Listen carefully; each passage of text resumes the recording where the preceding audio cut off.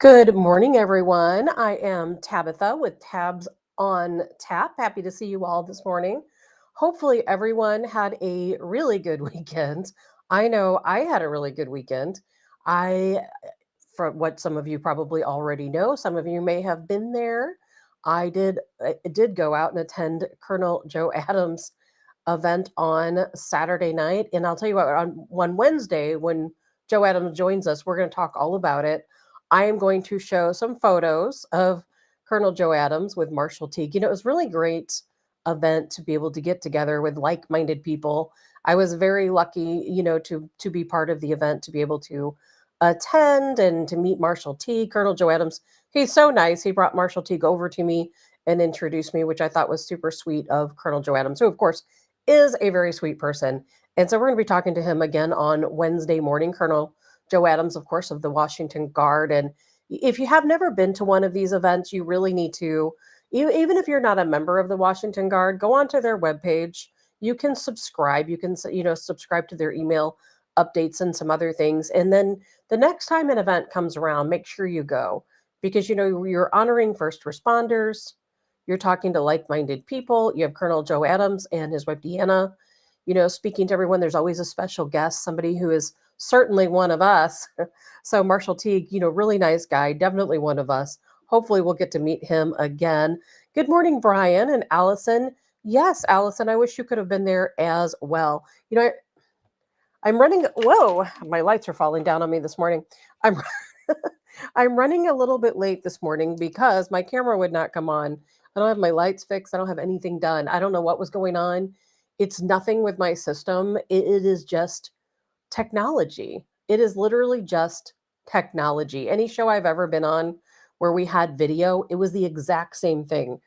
I can't tell you how many times I have been part of a show, whether it was Cancel This or back on the Viper or back when I was on Real Talk. There are just days when your technology doesn't cooperate. And you had, just like anything, just like a computer, you have to unplug it and plug it back in. The camera is the same way. I'm like reloading and reloading and reloading. It actually happens fairly often, but but usually I get it straightened out before I come on in reload. But this time, not so fast. So I didn't adjust any of my lighting or anything else. So it doesn't really matter, does it? You guys all know what I look like. Allison, you heard Ted Nugent will be there next year. I hope so. I would love to see Ted Nugent there.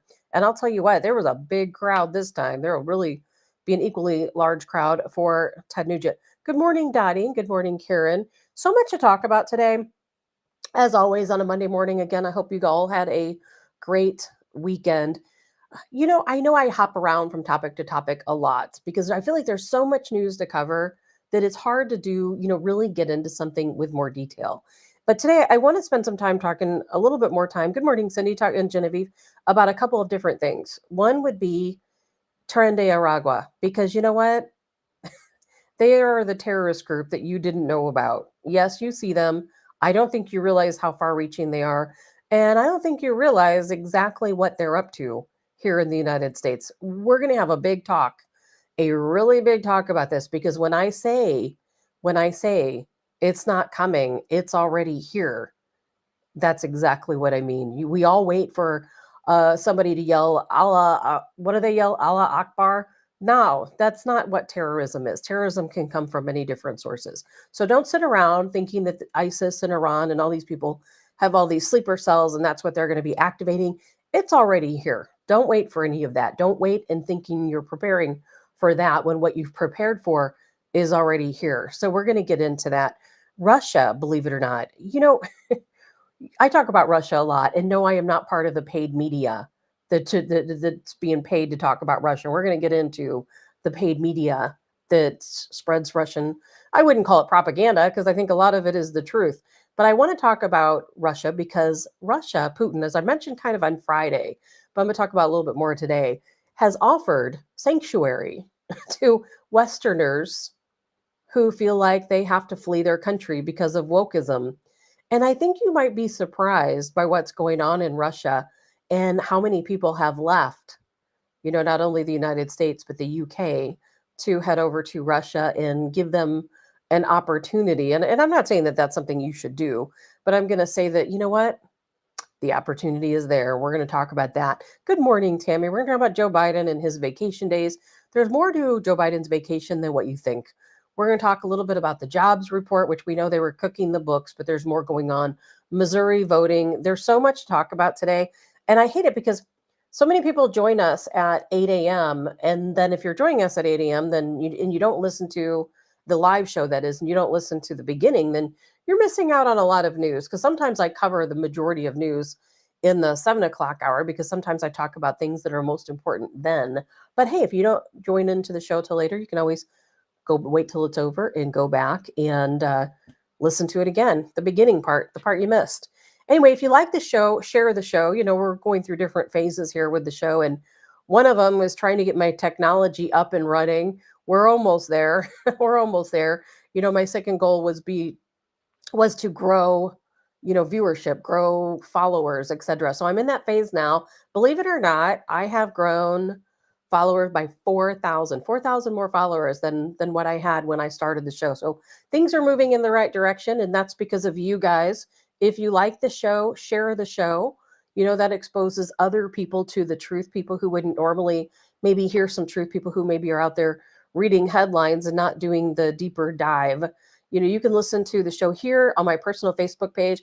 I didn't create a Tabs on Tap Facebook page. I know every show I've ever been on, we had a special tab, for different shows. Like if it was, Amped in the AM, it had its own separate tab. Cancel This had its own separate tab.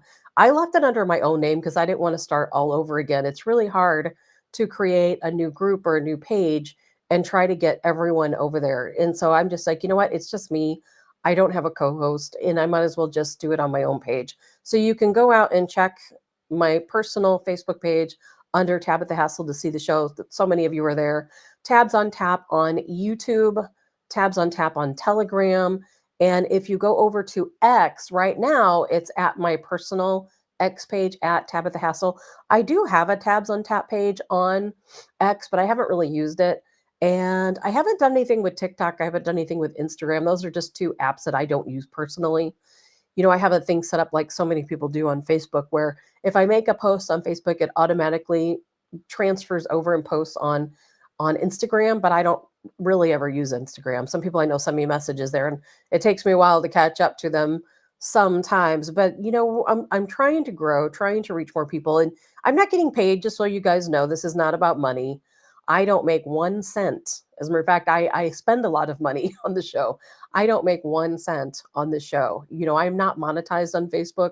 I lost my monetization for speaking too much truth. So anything I do here, it is just to spread the truth. It is not about anything but that.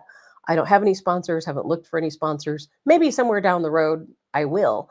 But right now I'm kind of in that phase where I just want people to know the truth. So please, if you like the show, you think we're speaking some truth here, please be sure to share the show. I do appreciate it. Good morning, Bonnie and Allison. And Bonnie says in Georgia, Bonnie said, the truth makes some of my friends wig out. Maybe they should give you a listen. Well, thank you, Bonnie. I think a lot of my friends are the same way. I will have to say that the majority of people that I know do not listen to the show.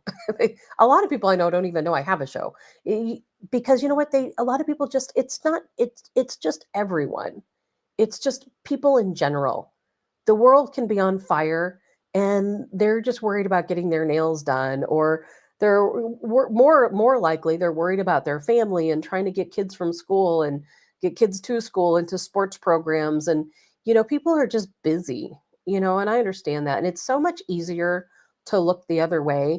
It's, for some people, it's really hard to accept the truth and what the truth is really going on. So, and I get it. I was one of those people at one point. I absolutely get it. Robert, you are the true patriot as well. Robert, good morning. There's, again, always so much to talk about. Man, we are, I need a sign behind me. As you can see, I moved back to my Trump banner just because I thought my Gadsden flag, my Don't Tread on Me flag, might be a little too much for people. I always feel like I should be holding up like a proof of life sign, and like I'm a member of Anonymous or some other faction when I have that flag up. But I respect the Gadsden flag, and I absolutely do believe in limited government And therefore, that is why I proudly display my Gadsden flag. But it's going to be moving from my background out to a flagpole outside of my home, where it can be respected even further. Allison, many are afraid of the truth. Many people are afraid of the truth because, when you know the truth, then what do you have to do? You have to act on it, don't you? If you know the truth, then you have to do something about it. It's harder to ignore when you know. So some people just prefer not to know because you know what? That's the easiest way to get through life is to not. So there are days I wake up and I wish I didn't know.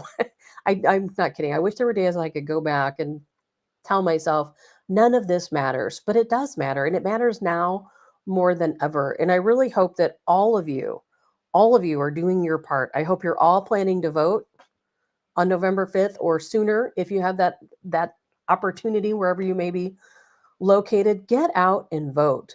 Because you know what? Even though we know it's going to be a long shot, we know we've done it before. I know we can do it again. But let's just face the facts. It's going to be an uphill battle. It's going to be tough. We all know it's going to happen.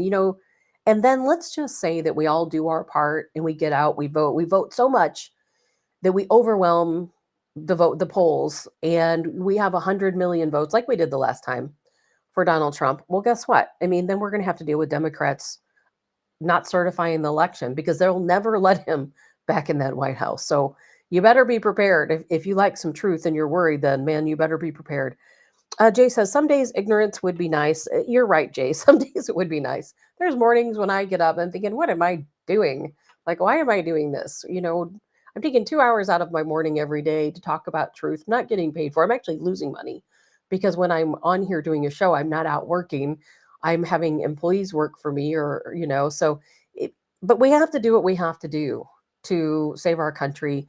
And, as much as I talk about Russia, and we're going to talk about potentially some people moving to Russia, I still love our country. We faltered, but I think we can get things back on track. But I think it's going to be a long road ahead for us to get there. Yes, Jay, I would absolutely miss all of you guys if I did not have a show. That's why I'm here, right? That's why I'm here. Good morning, Michelle. Lots to talk about today. We're going to get into Tren de Aragua because I'll tell you, man, you better be prepared because it is coming. It's coming. Trump, on the other hand, we're just talking about Trump. Robert says, the more you know, the more you can't unsee. You're right. You're right. And for me, it all sticks in my head. I have dreams about it. I wake up thinking about it. I mean, when I'm out having fun and doing my thing. I don't talk a lot about politics on the rare occasion that I do get out. I pretty much work around the clock, but there are days again, I wish we could go back and just say, wipe the slate clean. And there will be a time, I hope, in our future where we don't all have to worry about getting the truth out. But I'm very fearful.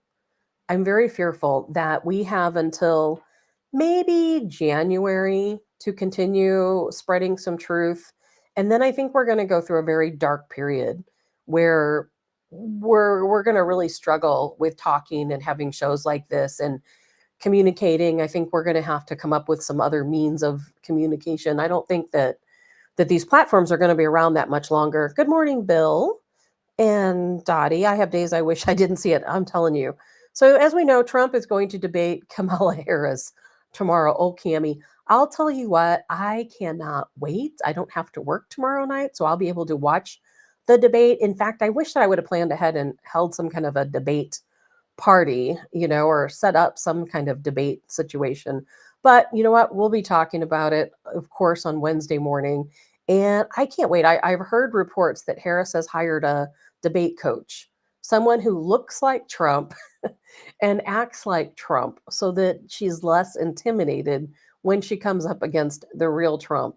And of course, she's away at debate camp. Trump probably is too.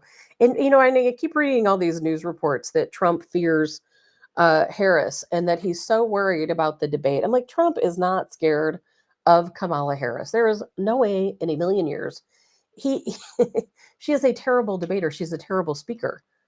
She has a hard time articulating her thoughts, I think, into words.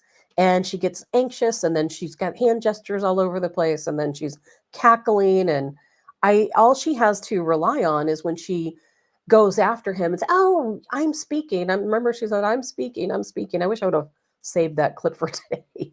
But man, Trump has nothing to worry about in this debate. Nothing. Allison, they say we are going into the age of Aquarius. Allison, I don't know what the age of Aquarius is, but I'm going to look that up.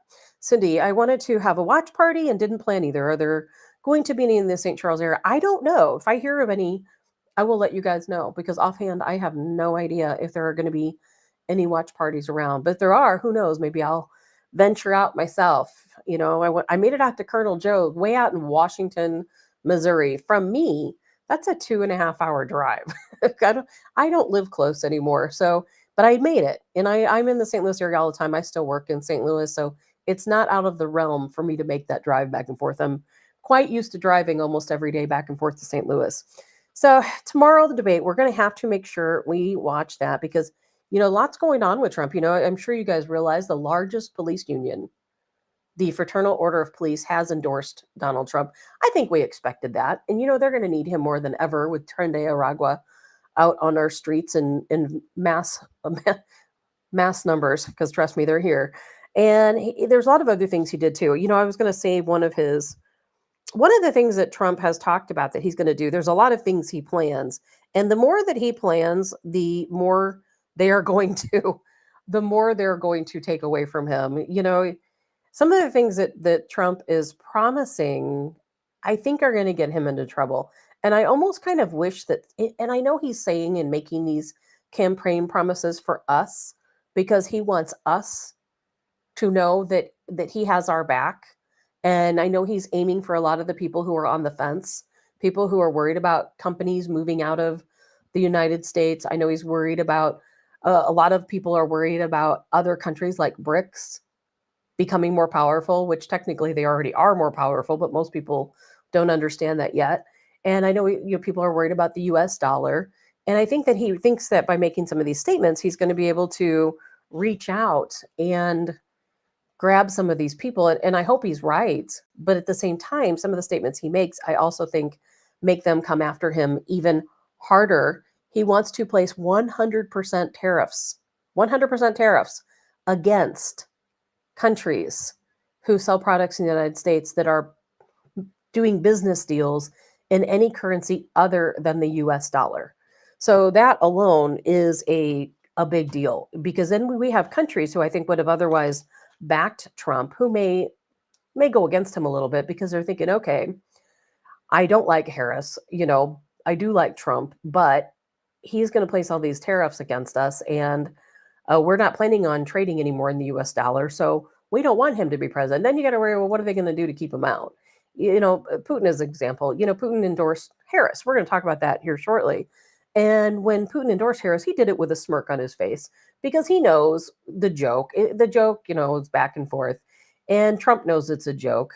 And of course, Putin, not that he has any say in American elections, of course, but of course he would endorse Harris. Why? Because she's the weaker candidate. Of course, he knows he can get by with anything he wants under Harris. That's not going to happen with Trump because Trump is going to say, okay, Putin and all these other BRICS countries, you claim that you're going to get rid of the US dollar. Now you're going to be trading in gold. Remember, Russia, we talked about this on Friday. Russia is going to be selling oil for gold. So you're going to need to have some gold if you want to buy oil from Russia. Smart move on Russia's part. But if Trump's president, that's not going to happen. And so, of course, Putin doesn't like the thought of that. But I do think Trump and Putin have a good relationship, and that doesn't mean that Putin necessarily wants Trump to be president. He doesn't want 100% tariffs on his product and on his products. And then we have the freedom of speech. We're losing our First Amendment rights every day. And we're going to talk about that because I'm going to talk about that a lot because it's going to affect all of us. Just like I said at the beginning of the show, I don't see us having platforms like this to talk on for much longer. I'll give it maybe January, February, maybe. I mean, they would like to shut it all down right now. And if Harris wins, it's done. It is gone. There will be no coming back. And so one of the campaign promises Donald Trump has made is that he's going to make sure that he protects our First Amendment rights. He is going to protect platforms like X and Telegram in the United States and WhatsApp and all of these different messaging apps that we have here in our country that we all sometimes use. I use a good portion of these different technologies to talk and to obviously have a show and so on. So Trump has already said he's going to protect our freedom of speech, and he's going to arrest anyone anyone who tries to take that away from us. So I thought that was interesting. He's already threatened Mark Zuckerberg, remember, where he told Mark Zuckerberg he would throw him in prison for the rest of his life if he ever sanctions and goes back and does what he did. I guess sanctions are the wrong word, but censors is what I meant to say. If he censors Americans like he did in 2020. So Donald Trump is already saying, hey, Zuckerberg, if you're censoring people on your platforms for the 2024 election, if I'm elected, you're going to go to prison for the rest of your life. And I will tell you, for one, I know me, myself, I have gotten away with a whole lot more on Facebook than I would have ever gotten away with before. It's been quite, and I'm going to knock on wood. It's been a while since I've had problems, because I think that Meta has woke up and they're like, all right, yes, these people want us, the government wants us to censor, but if we continue to censor, we're going to have some problems. Jay, Trump just wants what we've always had in the past: patriotism, America first, free speech. You got that right, Jay. That's exactly what he stands for. Robert, we will lose all freedoms. USA will become a police state, everything controlled. In my opinion, the Lord God is all that can stand in the way. You got that, tribulation and rapture.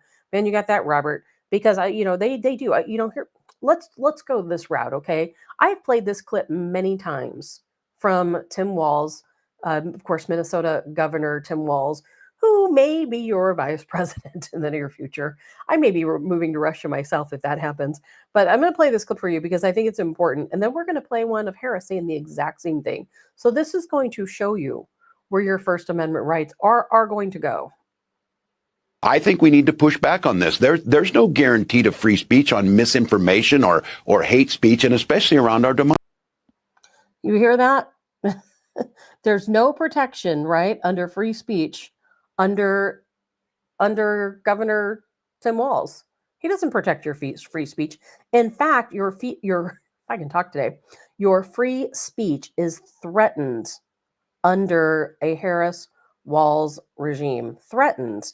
And don't think that it's going to get any better, because it is not going to get better.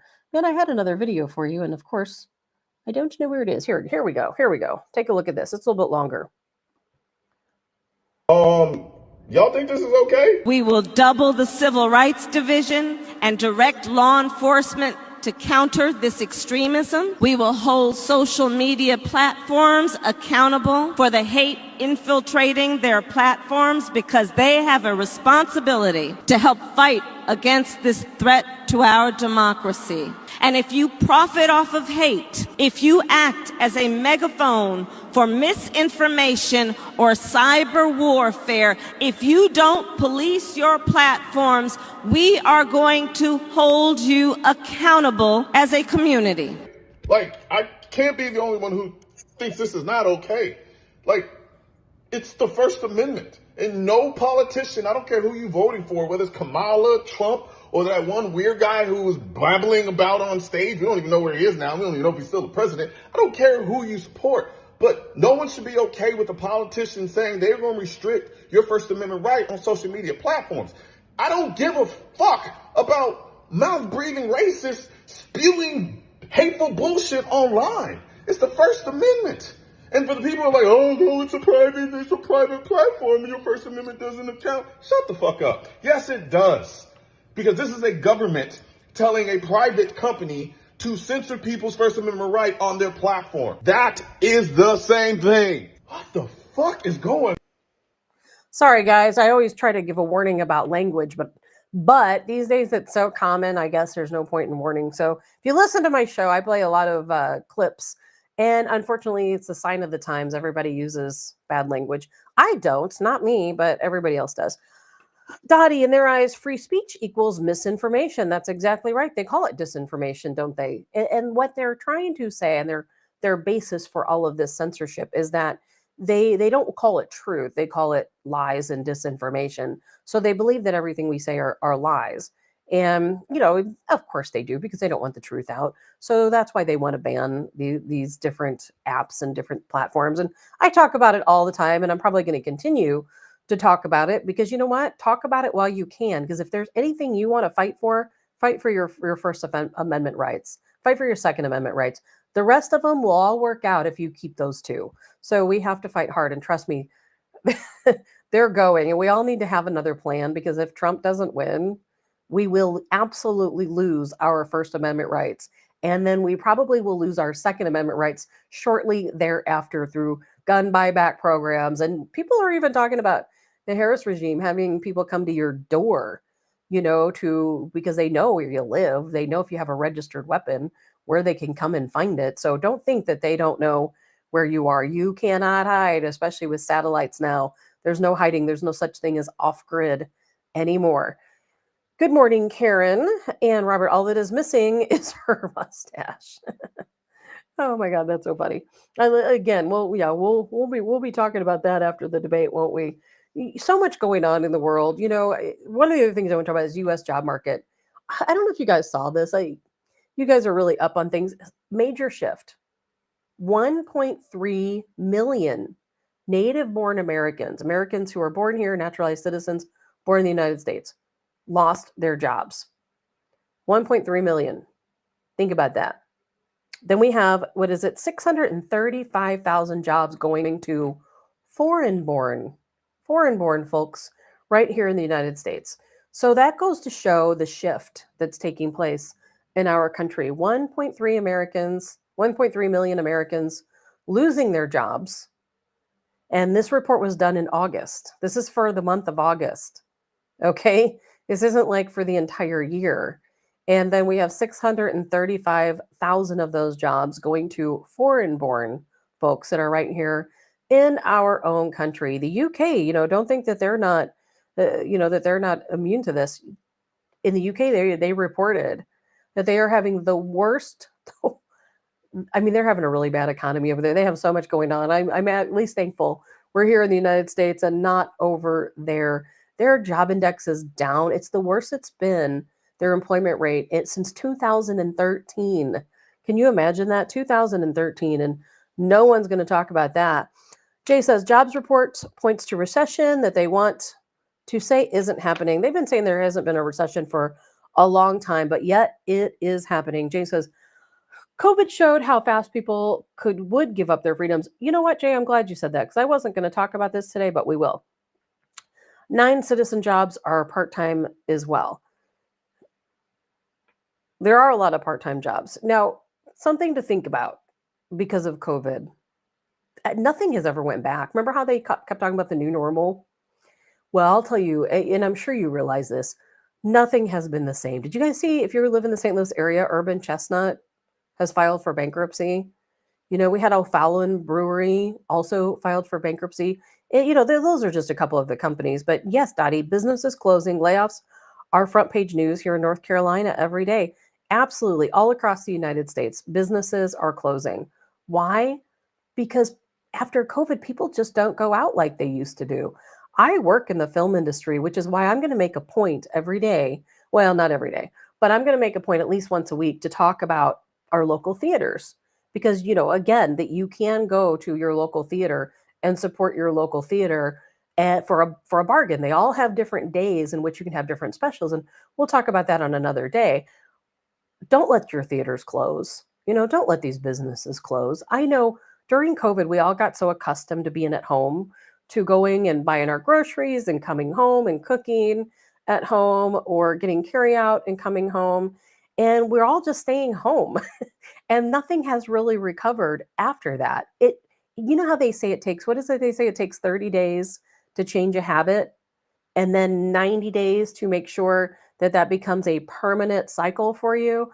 Well, that's exactly what happened during COVID. People became accustomed to not going out. And therefore, we have never gotten back out like we did beforehand. Bars, restaurants closing 8, 9, 10 o'clock. Go here if you're in the St. Louis area, go down to Lafayette Square on a weekend. Remember Lafayette? I mean, when I was younger, I'd be out in Lafayette till 4 in the morning, going back and forth to all these different places. Everything closes now. I think the last bar in Lafayette right now is open till 11 p.m., something along those lines. We'll never get back to where we were if we don't force ourselves to get out and start living life. We did exactly what they wanted us to do. We conformed. That's what this was all about. It was getting you to come home, stay in your home, and don't go out. And that's exactly what we did. We're conforming. Fast food restaurants, what are they? They used to be open all night long. Walmart, Schnucks, all these different, grocery stores, wherever you might live, were open 24 hours. Not anymore. Walgreens, 24 hours. Not anymore.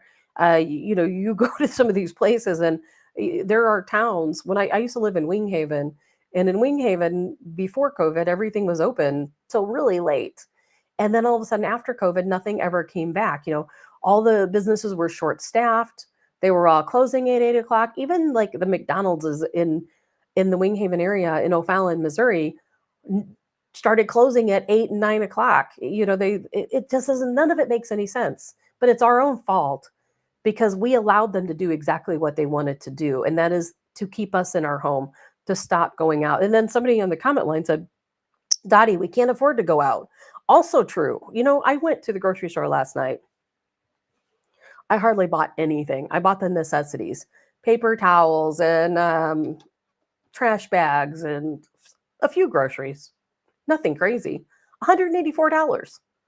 I had 3 bags of groceries and it was $184. I mean, what is happening? What is happening?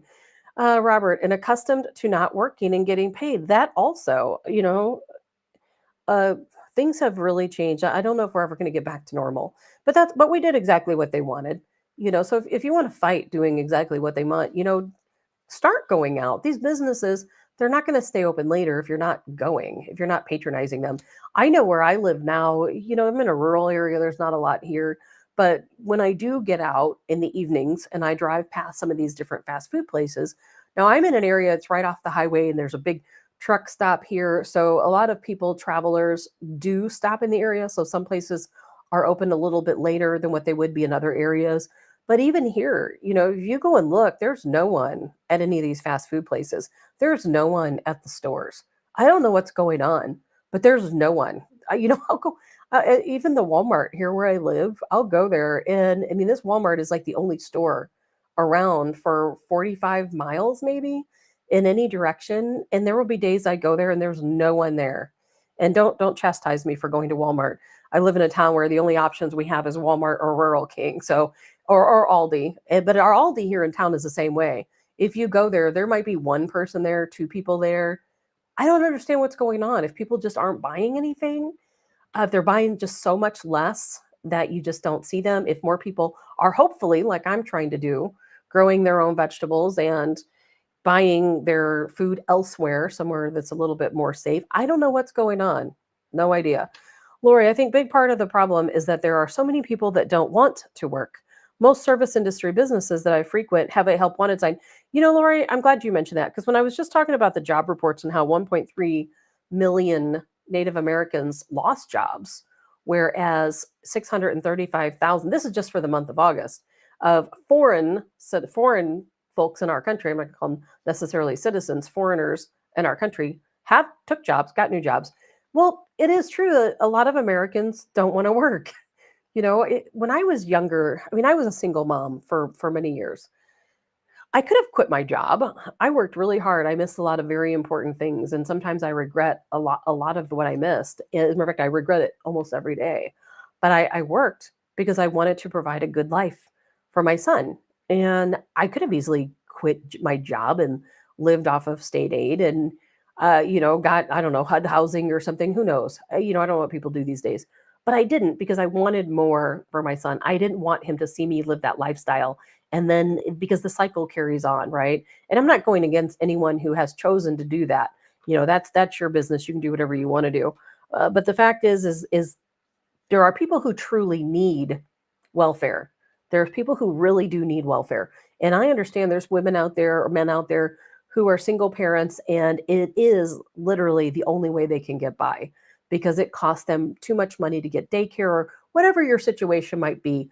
I'm not judging anyone, but what I am judging is the fact that we made it too easy, way too easy. So now after COVID came back, We had all of these people who were getting all of these extra benefits, didn't have to pay rent in some cases. Some cases had their rent paid for them, were getting paid more money than what they've ever been paid while they were working during these COVID times. A lot of people quit their jobs and were getting all that extra unemployment. And that the job market has not recovered from that. There is no question about it. And now we have more and more people who don't want to work, people who are choosing. I don't know how people survive, quite honestly. If I have a family member who is on Social Security, and I think he gets about $500 a month, and he's truly disabled, somebody who is truly disabled. And I don't know how anybody can live on that. I really don't. And then we have all these people, of course. No wonder we have people who are homeless. Dottie, 3 homes at the end of my road. Prime trucks are out here every day, sometimes twice. People, I'm assuming, who are not working. Dottie, ordering online and having it delivered. I have to say, I have a lot of stuff delivered too, but I live in the middle of nowhere. And if I don't have something delivered, I won't have it. Karen, here in Pittsburgh, I have noticed the shelves aren't being restocked. I wonder why that is, Karen. You mean because maybe they just don't have the products? That could be.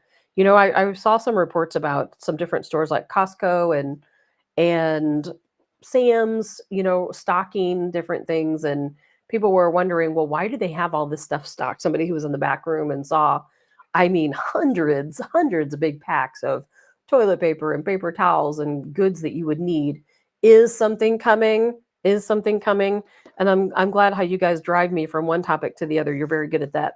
Because I'll tell you, yes, something probably is coming.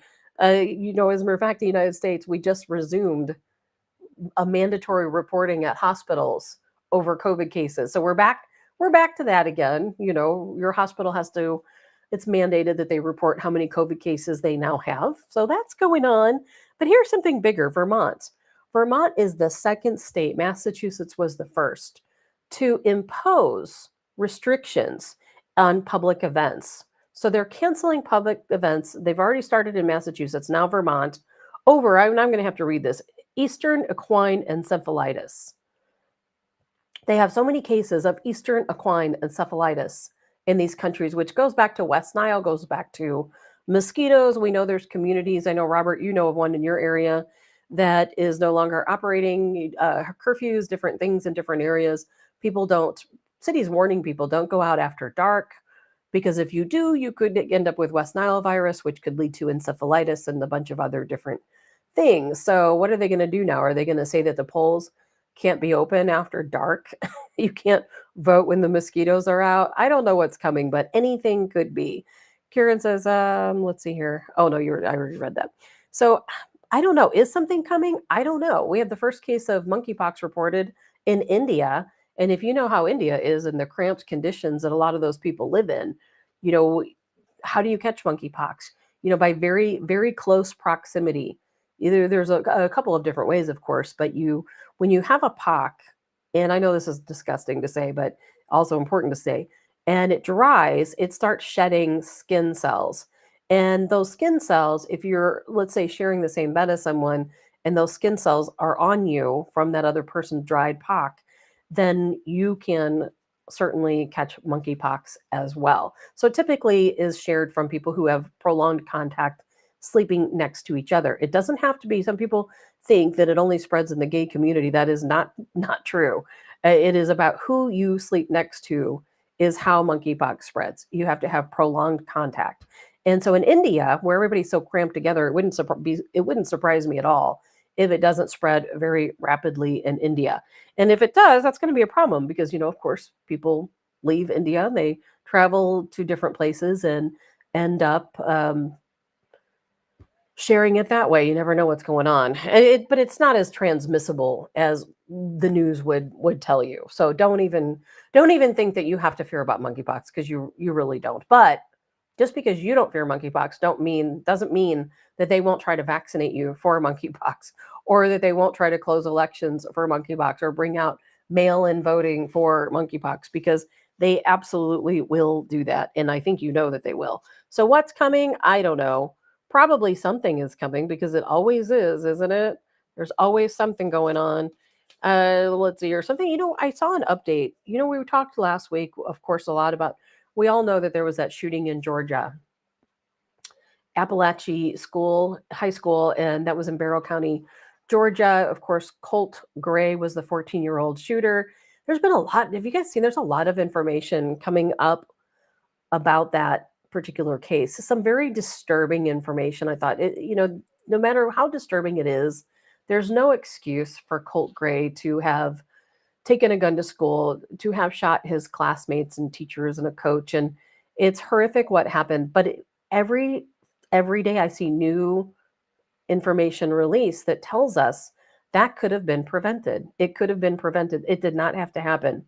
Do you know Colt Gray's mother, his whole family was worried about him for many months, many months. We all know there was an investigation the prior year when he had also made threats to shooting, about shooting up a school.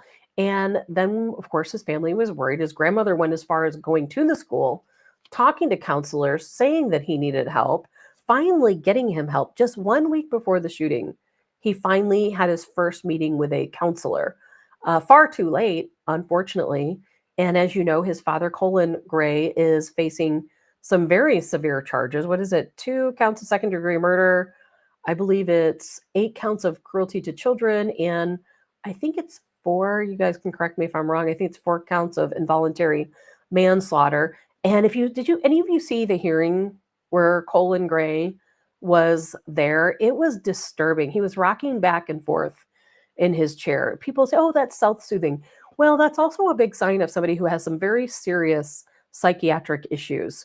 If you see someone who under, tense circumstances or just everyday thinking, and they're sitting there and they're rocking back and forth, that means that person has some very severe mental instability, going on. And that's something I studied back when I was in school. And it's disturbing, and it makes me wonder what all was going on in Colt Gray's life, because he lived with his father. We earlier news reports stated that Colin Gray took care of not only Colt Gray but also his 2 younger siblings, and that's not correct. Actually, Colt Gray's mother had the 2 siblings after the divorce, and Colin Gray only had Colt Gray. And what's so crazy about this is that, and I understand now why Colin Gray is being charged, and I think it's absolutely appropriate in this case by case basis, because he went out and bought this weapon for Colt Gray after knowing that he had made these threats to the school. He knew that he made those threats to the school, and he still went out and bought him a weapon and made it readily available to him. So in this case, I think it's absolutely appropriate to charge him with these crimes. Jay, his grandfather said his dad should get the death penalty. His father is, in this case, is absolutely responsible for what happened. I know he didn't pull the trigger. I understand it's a slippery slope, but I'll tell you what, when you know your child has that much instability and they've already made these threats, and you go out and buy them an AR-15 and you give it to them, okay, well, what do you think is going to happen? I mean, is this guy deranged? Yes, probably. And then I found out, they've been so out. His family's been so outspoken. Colt Gray's aunt, in particular, about the tragedy that Colt Gray has lived through. And then I found out, well, his father, Colin Gray, allegedly abused him, not physically, but emotionally abused him for being what? For being gay. And he's trans. If you look at his social media, he's a she, her, they, and allegedly his father really berated, as did kids at school, bullied him over being trans, over being gay. And I didn't know that earlier. I heard reports, but I wasn't sure. Similar to the Nashville situation, Jay says he was majorly abusive, according to the grandfather. Yes, he was absolutely abusive. And the mother, I mean, that didn't help. But this just goes to show broken families, what happens, sometimes in these broken families. And the mother allegedly, well, I shouldn't say allegedly because it's fact, the mother has been arrested and jailed multiple times for drug charges, from methamphetamines to fentanyl. I mean, this kid probably had a really tough life. That does not excuse what happened. It does not excuse him using a weapon, going to school, and taking the lives of 2 students, a coach and a teacher. There's no excuse for that. I hope neither one of them ever see the light of day, quite honestly. And so regardless, terrible, terrible situation. And the most disturbing part I think I read in some of the newer information that's been released is that Colt Gray's mother, something must have been going on. Obviously they must be communicating. And Colt Gray's mother at 10 a.m. at 10 a.m. that morning, was it at 10 a.m.? At 10 a.m. that morning, she contacted, I have it written down here, 9:50 a.m.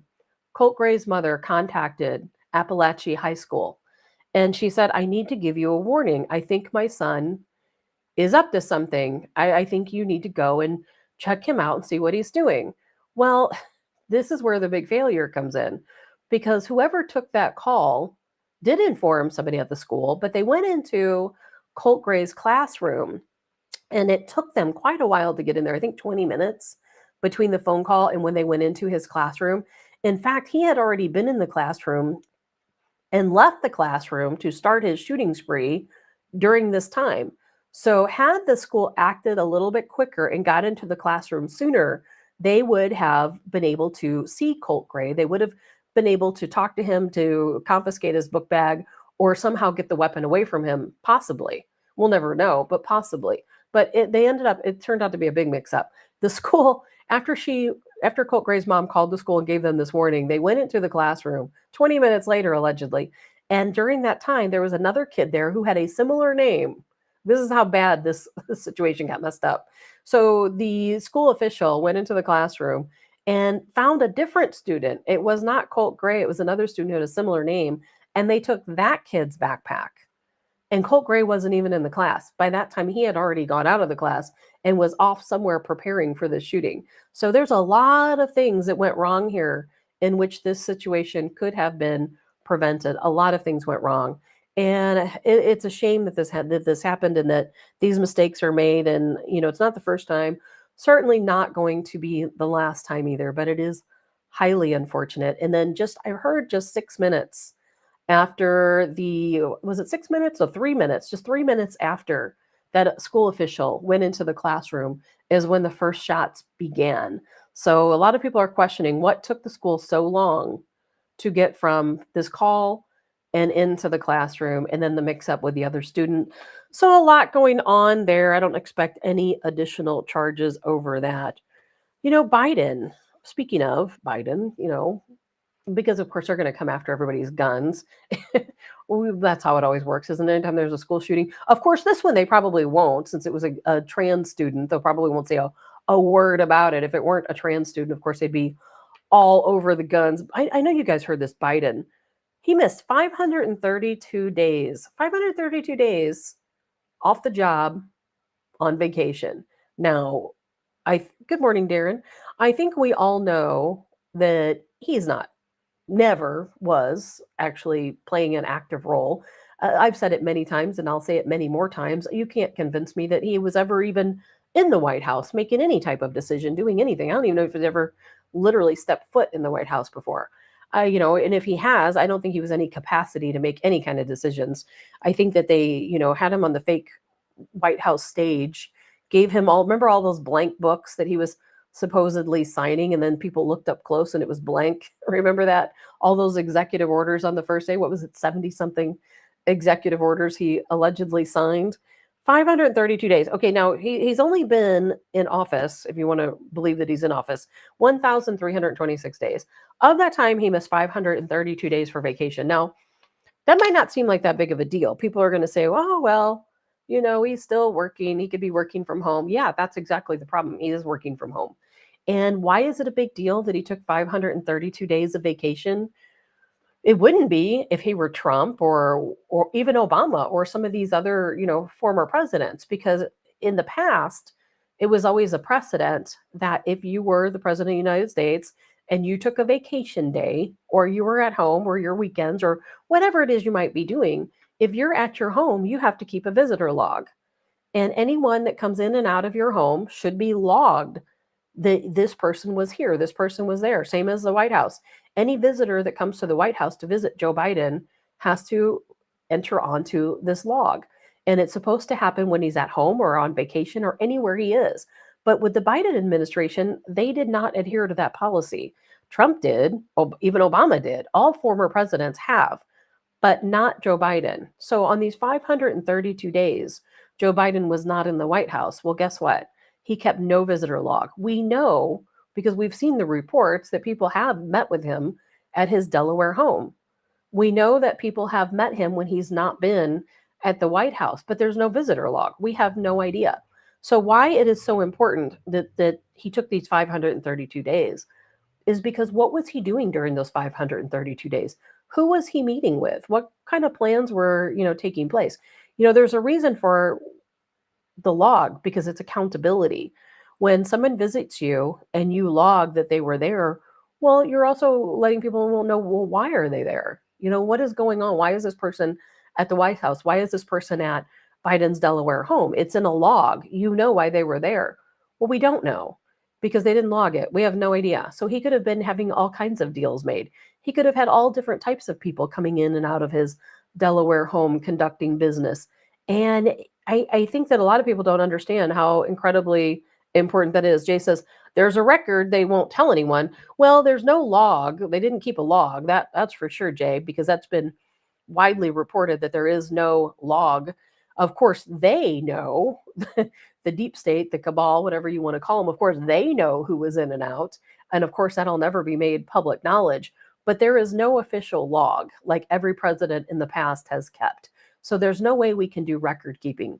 Remember when Bill Clinton that time went off the record and met Donna Brazile on that airplane? Remember that? And of course, we found out later that was because she was giving the debate questions ahead of time, or town hall questions, I think it was, to Hillary Clinton. We have no idea what's going on. What are they planning behind our backs? Why are they not being accountable for? We can only imagine. But I mean, and then the bigger joke is on us, because remember when Trump would play golf? Oh, he's playing golf, Democrats.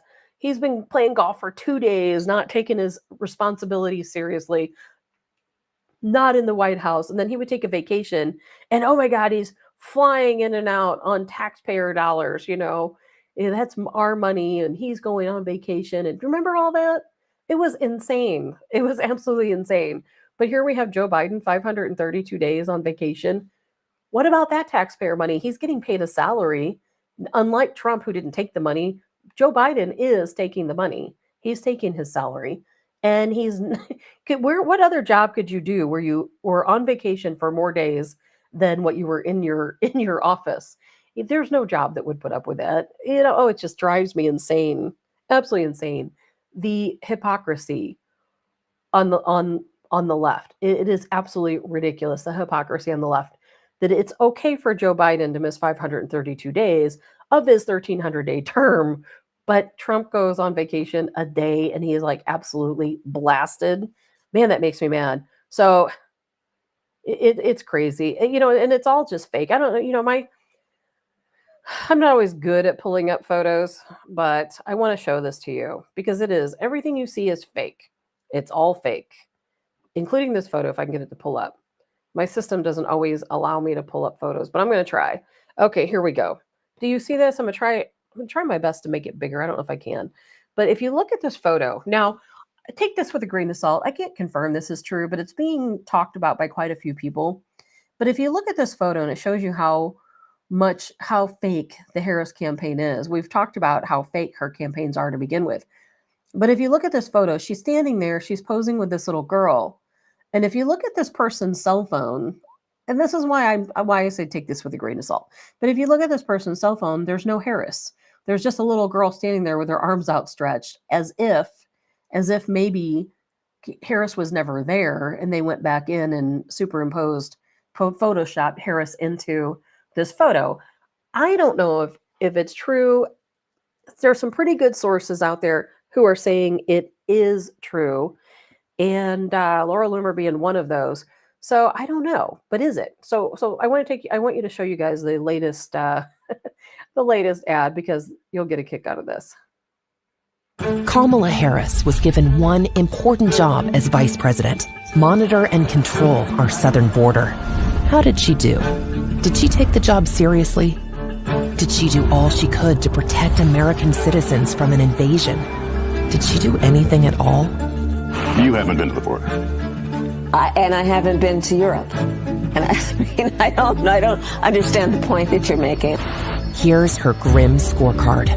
Murders, rapes, attacks on children. A 12-year-old girl in Texas. A mother of 5 in Maryland. A nursing student in Georgia. All savagely murdered by those Biden and Harris led into our country unlawfully. We have a secure border. Kamala Harris was and is a complete failure at her job. Now, she's asking us for a promotion? Who in their right mind would give it to her? Restoration PAC is responsible for the content of... Oh, she'll get her job, won't she? She'll get the promotion from vice president to president. They're not going to keep that from her now, are they? Because you know why? Because everything is a big corrupt mess. That's why. That's why it's a big corrupt mess. And there's nothing safe in our country anymore. And we're going to talk about Trende Aragua here in a moment, because how can we not? I think we have to redefine terrorism. When we talk about Harris, when we talk about the southern border, obviously we know, Trump absolutely did. I don't care if you can argue against that. I know none of you will. I'm preaching to the choir here. Trump reduced border crossings, illegal border crossings, by 92%. What did we spend? 367, was it million or $1 billion to build the wall, which of course the Biden regime scrapped. That's one of the first things they did. Lori says, the interview clip makes me so mad. I haven't been to Europe. What's the point? Is it? Yeah, that's exactly right. What is the point? Jay says, I think the crowds are small. They only show head-on shots with a crowd behind her. Well, I think it's all fake, Jay. Just like what Biden, remember during COVID? They would have these campaign rallies, if you want to call it a rally, and there'd be 5 or 6 circles drawn, and you'd see one person in each circle. And then he'd look at his little book of questions, because he knew what question they were going to ask, and he knew who they were, because they would have the circle. We saw the little notes where the face would be circled, so he'd know who to call on. It's all fake. It's all theater. Every last bit of it, fake and theater. But what's not fake and what's not theater is what's happening in our country right now. Like I've said many times, we're all sitting around, we're all waiting for the ball to drop, aren't we? We all know that because of our open southern border, there are terrorists coming into our country. We know there are sleeper cells. We've talked about it for many, many, many years. And we're all waiting for that moment for these terrorists to step up and start attacking our cities, attack our power grids, and to do all these things. But terrorism can reveal itself in many different forms. We're all waiting for what the typical ISIS terrorist is going to do. They're going to break into a nightclub. They're going to come to a grocery store. They're going to be yelling out, what do they yell? Allah Akbar, something like that, and attack Americans. It doesn't always look that way. That's not always what terrorism is. I think we need to take a second look at what terrorism really is. And terrorism, it's here now. It's not coming. It is here. And I'm telling you, people, you better open your eyes to it, because it is already here. It's not coming. It's here. And if you're not prepared right now, then you better get prepared, because it is here. And I don't think there's a darn thing we can do about it. I think it's going to grow. And we've all been talking about these Venezuelan gangs, Trende Aragua, for quite some time now. I think I talked about it the very first week, maybe the first show I had here, because it was already on my mind. It's so much deeper than what you even think. And we're going to have to talk about it a little bit, because it is so incredibly important that you know the facts and you know what we're dealing with, because it's not, I know too many people are dismissive and they say, oh, well, it's more gang activity. That's not what this is. This is not more gang activity. These are terrorists who have come into our country to take over. It is literally what it is. And there's so much going on right now. I just read a report. I've got a couple of videos to play for you guys, but James O'Keefe with O'Keefe Media, he gave us a little bit of a warning. It's a military warning, and I'm going to play that here for you shortly. I spoke to my own friend who is an FBI agent here in the St. Louis area last week, because I asked him, I'm like, somebody made a comment on the comment line. I haven't heard about them in St. Louis. I don't see them in North St. Louis taking over, in the low income areas, because that's what they do, is they typically come into low income areas and take over, because they know they can get away with it a little bit easier. So I asked my friend, he said, well, not really. They're not really in the St. Louis area. doing any type of violent crime right now. They've not heard about it yet. They are preparing for it, but it's not really happening yet. They're here and they're doing other things, other different types of cyber crimes and scams and things like that, but so far have not become violent in the St. Louis area. However, they've taken over areas in Texas, Florida, New York, Dallas, part of Texas, of course. Houston, I've heard that they're in Houston. They're obviously Colorado, Aurora, Denver. They're taking over city by city. Isn't that exactly what we always said terrorists will do? Take over city by city. It's not coming. It's here. And we don't understand, I don't think, the true magnitude of what's happening. Do you know just this week, just a couple days ago, that these Venezuelan gangs attacked oil workers in Texas? They attacked them at the oil refinery and they assaulted them. They were armed, heavily armed. They took copper wire. They took some different types of metal from the facility, obviously, probably going to be using it for different things. And they took oil. And one of the biggest parts is that the refinery company that this happened to issued a warning all across Texas that if you work at a refinery, you should be prepared because these Venezuelan gangs are eventually going to make their way to your refinery. They are going to assault your people. They are going to take whatever they can get. And that's exactly what they're doing. It's about them taking whatever they can get. And don't think it cannot happen to you. And, I've been doing some research on Tren de Aragua, and I found out that what happened is it was very first reported in, I believe it was October of 2022, that they were here.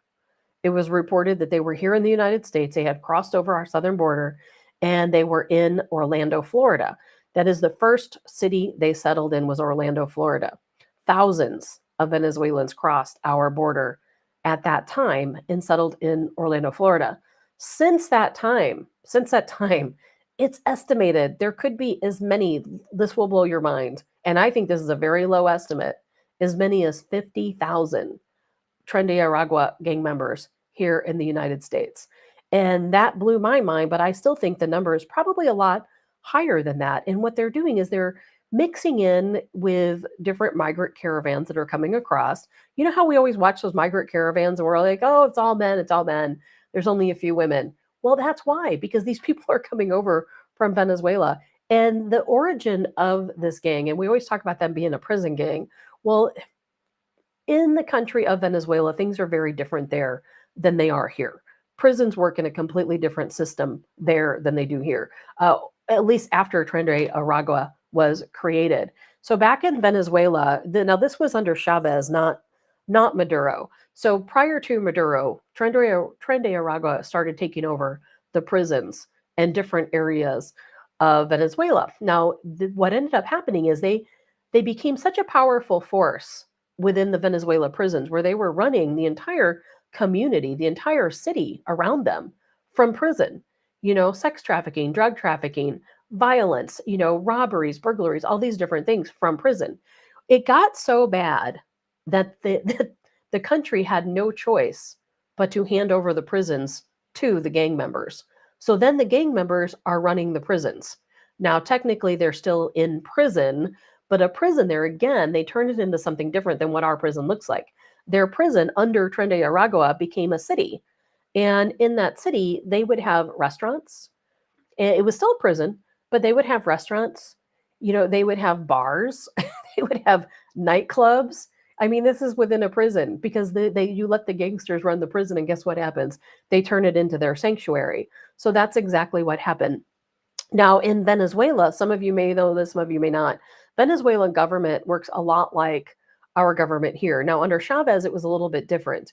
Chavez was a dictator, and he ran the country as a dictatorship. And then, of course, we, the United States, got involved over in Venezuela, as we often do. And Maduro, the president, of course, of Venezuela, he's more like Joe Biden would be.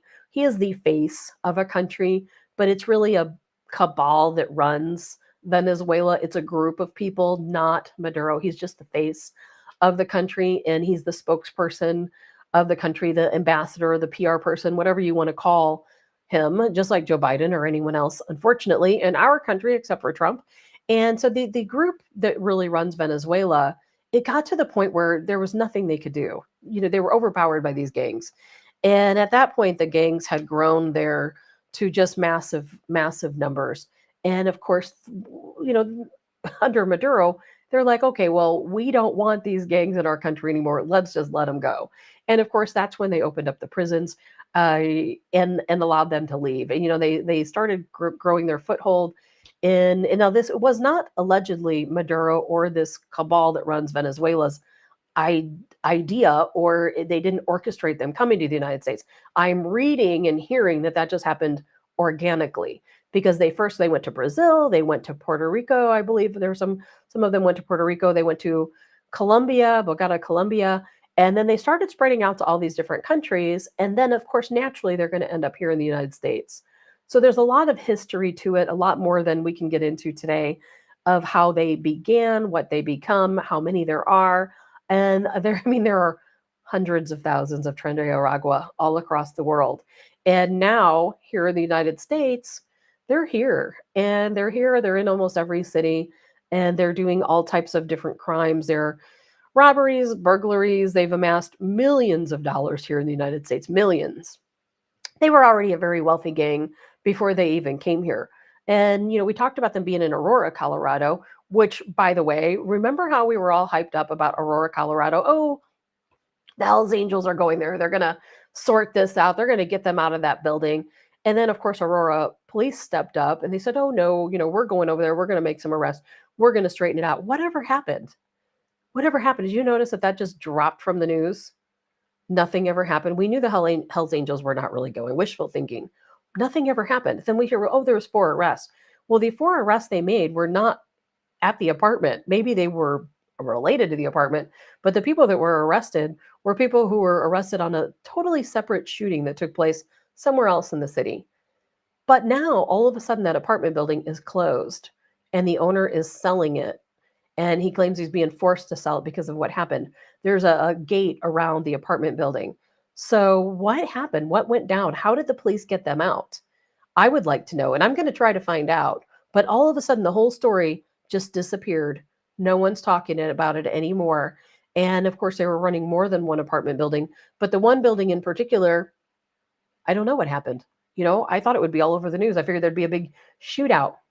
That didn't happen.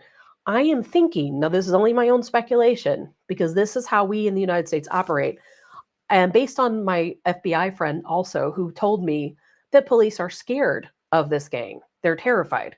And that's why they're not going after them or making arrests or trying to stop them, because they're terrified of these people with good reason. And whatever happened in Aurora, Colorado, I think that authorities made a deal with them. And they said, okay, this has gained national headlines. We need you to move out of this apartment. Go over here where people aren't going to notice you. Go over here, put yourself in the corner, and we'll leave you alone. Because there were no mass arrests. There was nothing that happened in Aurora, Colorado. Those people, the apartment buildings apparently have been cleared. There's no one living there anymore. From what I understand, there's a gate around the apartment building. What happened? We'll never know. We will never know. Robert, more than that is the gangs that all those cities are linked like a corporation. It's a franchise with top processes and hierarchy management. And you're right, Robert, it's very organized. And something that really terrified me thinking about is that, and it obviously terrifies the FBI and our military, because our military is now involved, with these gangs, because they really should be called terrorists versus gangs. Is that there's a lot of fear that they are going to, and they probably already have, merged with MS-13. We know that MS-13 is a very dangerous gang here in the United States, responsible for a lot of homicides, a lot of robberies, and this type of thing. And the reason why that we worry about this happening is because if you look at the history of Tren de Aragua in other countries, that's exactly what they have done. When Tren de Aragua left Venezuela and they went to all these different countries, Brazil, Peru, Colombia, they're all over the world right at this point. Well, what they did is they would have a meeting, believe it or not, a lot of these gangs, organized gangs, these are not street gangs. A lot of these organized gangs, they have meetings, they have organization, they have hierarchy. They have leaders and sub-leaders, and they have foot soldiers. And so they had a meeting in these different countries with other gangs, and they formed a stronger alliance to gain control over parts of that particular country, and in some cases, an entire country. So here in the United States, I know we also fear that they will end up meeting with MS-13 as the fear of our FBI. I wouldn't be surprised if that hasn't already happened, but it's everywhere. And now we hear that there are over 1,000 Tren de Aragua gang members who claim that they are going to attack police officers here in the United States, that they are going to ambush police officers. Even Trump is talking about it, because I'll tell you, you can't avoid it anymore. We have to talk about it.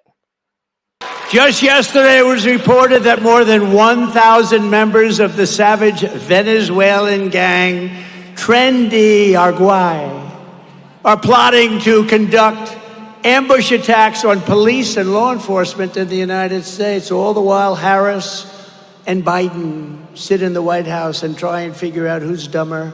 They sit in the White House. Think of it. Massive numbers of Venezuelan gang members. Now, Venezuela is very smart. They sent them into our country. And then you read that crime is down 72% in Venezuela, which it is. On Sunday, in a separate incident, a Venezuelan illegal alien criminal let in the border by our border czar, Harris, shot a female police officer in Texas. You read about it. Multiple times with a rifle. Thankfully, the officer is perhaps going to survive. They don't know yet, but probably. But most victims are not so lucky.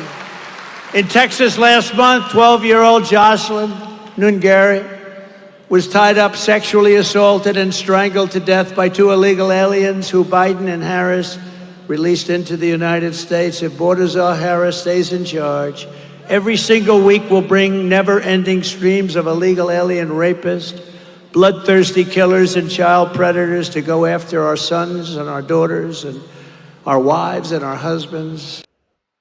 So don't think that this can't happen to you. Everything that Donald Trump said there is absolutely correct. And, I'm going to show you a video by the O'Keefe report, James O'Keefe as well, that talks about a military paper that was uncovered by O'Keefe. And also very important because, the government's taken this gang very seriously, and not to the point where they're going to warn us citizens, because some of us, they'd rather do away with anyway. But I think it's important to note, because I'm telling you, where was it? Allison said everyone should have a plan. Man, you should have a plan, because it's coming. I mean, I'm not kidding. It is coming. It's here. It is here. I don't think there's anything we can do about it at this point. And I want to show you this is in a Denver suburb. I want you to take a look at this video here.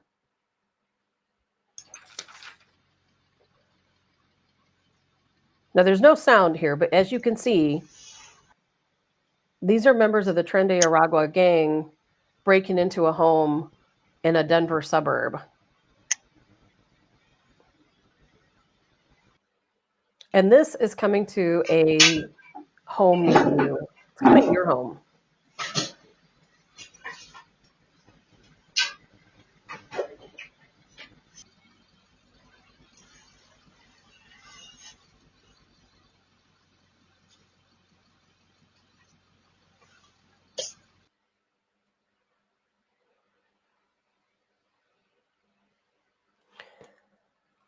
I mean, that's terrifying, isn't it? It's absolutely terrifying that these people are coming into your home, breaking in the middle of the night. And there have been reports of this all across the country, not just in these major cities, all across the country. New York City, Brooklyn, the Bronx, Williamsburg, New York. There are over 400 Tren de Aragua members that have moved in to these neighborhoods and are taking over, literally taking over entire communities. And that's why I say people want to say this is not terrorism. This is absolutely terrorism. Like I said, it's not coming. It's here. It is here right now. It's already here. It's already on your back door. It is here. If you don't have a plan in place, you better get one because we're not talking about a group of 20 people in a city. We're talking about thousands, thousands, 400 in these different boroughs of New York City. No wonder the military's there, and these numbers are going to continue to grow because as they take over, just like a terrorist does, they're going to go block to block, block to block, and they're going to start taking over entire neighborhoods. I have heard, I have not confirmed it, but according to an FBI report, allegedly, that I didn't see myself, that there are areas in New York City where they literally control entire communities, just like a no go zone, just like we've talked about in the past. It is happening. It's here. Dottie says, what's the point of cameras? The good thing about cameras is that there's a lot of good things that can come out of cameras, but they're not always helpful. But that's like anything, Dottie. That's why we have to have a plan. That's why we have to be prepared. Because I could be sitting here now, I've got cameras all over the place, and see something happening on my camera. Okay, I can call 911 and report it, but guess what? Police are going to get here probably, and it's not their fault because police are inundated with 911 calls.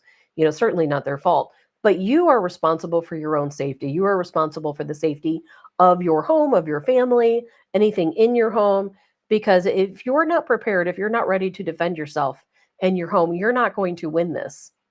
Now they're not always going to assault you or rape you and your children, but unfortunately, that is also happening. Like Donald Trump just said, there was a 12-year-old girl in Texas who was raped, and it as have many other people across the country in different cities where these people are coming in.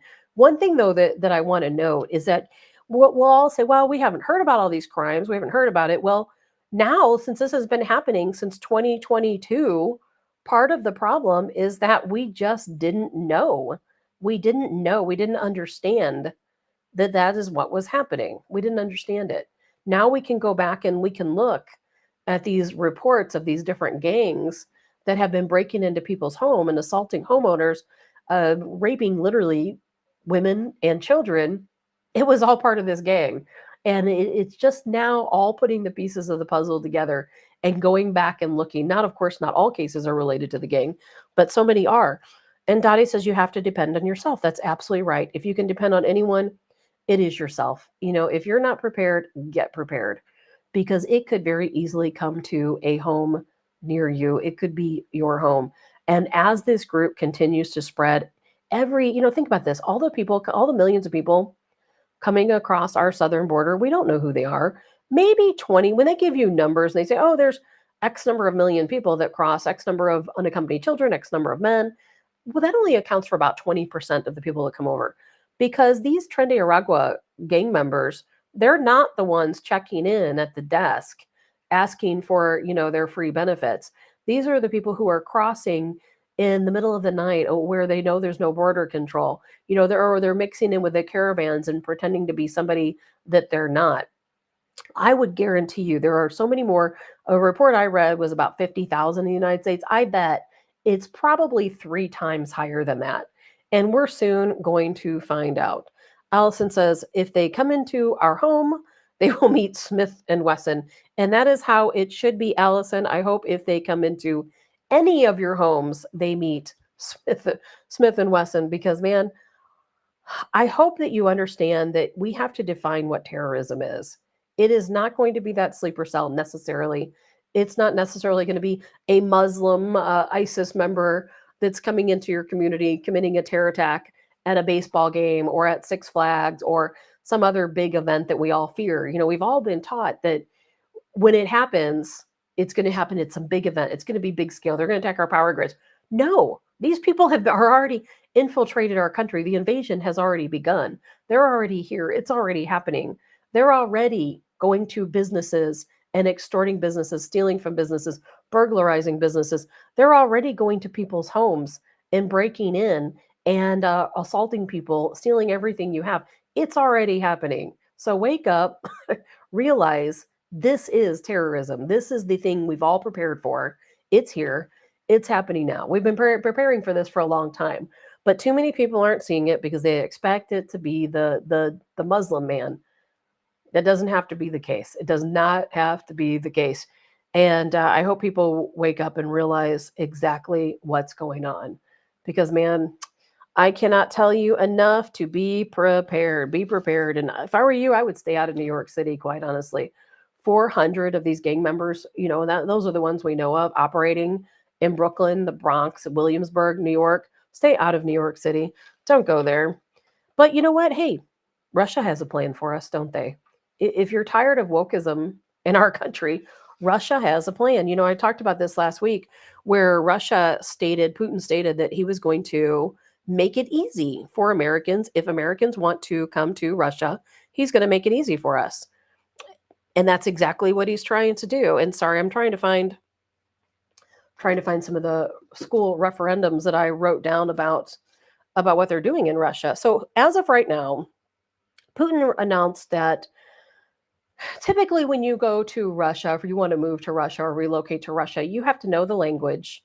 You have to be able to know the history of Russia. You have to at least be able to speak some Russian. Not anymore. Putin is allowing people to have, it is a waiver, a 3-month waiver, where if you want to come and check Russia out, you can get a 3-month visa and head on over and see what they have to say. Sorry, I'm to be distracted, but I'm trying to find something. For whatever reason, I uploaded my iOS 18 to my phone, and ever since I did that, everything on my phone is an absolute disaster. So I wouldn't suggest downloading iOS 18 just quite yet if you haven't already. So anyway, Russia, again, they're offering a safe haven if you want to escape wokeism. 3-month visa, no questions asked. All you got to do is say, "Hey, I'm coming to your country to escape liberalism, to escape wokeism." Allegedly, there are already a number of Americans who've already done so. I read that there were about 17 British folks who have already taken up Putin on his offer. It started this month. It started September 1st. So it's a 3-month visa. They will assist you in your move over to Russia. And here's the official statement. This came out of Moscow on August 19th. Moscow will provide assistance to any foreigners who want to escape the liberal ideals being put forward in their countries and move to Russia, where traditional values reign supreme, according to, of course, President Vladimir Putin. Under the document, such foreign nationals will have the right to apply for temporary residence in Russia outside the quota approved by the Russian government and without providing documents confirming their knowledge of the Russian language, Russian history, and basic laws. Now, the applications are based on the fact that you're escaping, again, wokeism. So if you state you're escaping wokeism, you will get your 3-month visa into Russia. And then a lot of people say, well, now why would I want to go to Russia? Why would I leave my country and go to Russia? There's so much propaganda in our country against Russia. And no, I am not one of these paid media folks. There's a lot going on right now where there's a lot of media people. If you go back and look at Tenet Media, they are in the hot seat right now because allegedly they have paid podcasters, people like myself, and different media folks millions of dollars to spread Russian propaganda. And so or what the United States considers Russian propaganda. I have not taken any Russian money. If they gave it to me, maybe I'd take it, but they have not given me. So I'm speaking of my own free and fair will when I talk about this, because I think it's so fascinating. And Russia is not what most people think it is. As a matter of fact, somebody just mentioned it to me, I don't know if it was yesterday or today. They're like, well, why would anyone go to Russia? Because Russia is communist. Not true. Russia hasn't been communist in a couple of decades. In fact, Vladimir Putin has never ruled Russia when it was under communism. He didn't come into the play and become the president until after communism had ended. And they actually have Russia has a lot of traditional values that we used to have in our country that we no longer have. And I think that's why some people might say, well, maybe I will seek what I'm looking for in Russia. I think a lot of people, Nancy, I heard Putin is endorsing Harris. We can talk about that. I actually have a video of it. I played one video on Friday, but I've got another one. And it is true, but he said it with a smile because it's a joke. He does probably care who wins because, of course, Donald Trump is going to be really hard on Russia. We talked about the tariffs. They're going to be placed against different countries, including Russia, if Donald Trump does win. However, we know he's going to endorse Harris jokingly because obviously things are going to be a lot weaker. We're going to have a weaker country under a Harris Walz regime. But Russia is very much a more traditional country.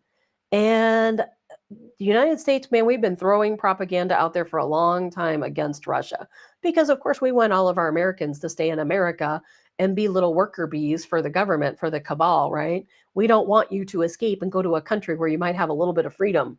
In Russia, they have more free speech than we do here in the United States. And while they do, adhere to traditional values in Russia, they I'm not going to say look down on, but they certainly do to stick to more traditional values. And Putin's own statement, I think, is a lot how some of us feel. And that is, he says, you know what, live and let live. If you live in Russia and let's say you're gay or you're trans or whatever it is your nationality might be or your religion might be, live and let live. Live how you want, but do it in your own personal privacy. Don't force other Russian citizens to conform to your ideals because we are a traditional country. And I thought that this was kind of interesting, but some of the new laws, changes, I should say, when it comes to schooling in Russia, I thought that was pretty fascinating because if you asked me, I would say maybe we wrote this ourselves, but we didn't. And maybe we need a little bit more of this Russian propaganda in our own country. Robert, China's state-owned banks have established a $100 billion short position against the U.S. dollar. Oh yeah, the U.S. dollar is going down unless Trump wins. So in Russia, they have instituted these changes within their school system, what they consider their public school system. Think about this. Teacher protection. Don't we want teacher protection here? I think we do. Teacher protection. Here it says, the law on education included a provision enshrining the unacceptability of physical and mental violence against teachers and other school staff. Teachers will be able to send a complaint to the management and ask for disciplinary punishment, which would be a warning, a reprimand, or an expulsion of any student who violates their rights. So we know here in the United States what's happening to our teachers. They're being assaulted. They're having a very difficult time teaching because kids are just out of control in some of these classrooms. Well, we have no plan for that here in the United States. I know a lot of people who are teachers, and man, they are dealing with some serious issues with being disrespected in the classroom, sometimes being assaulted, and there's very little repercussion to these students. Quite often, the teacher is fired, the students not reprimanded. Well, not in Russia. In Russia, teachers are going to be protected. Cell phones. School children in Russia are going to be banned from using cell phones during lessons. The restriction will affect students of all grades. Now, except for, it says in emergency situations. Now, that's similar here in the United States. We have some schools do ban cell phone usage during classes. Other schools allow cell phone usage during classes. Some schools don't allow cell phones in at all. So here in the United States, we have a little bit of everything. Now, here's where things start getting kind of interesting. Family studies. So these are new rules for schools, public schools in Russia.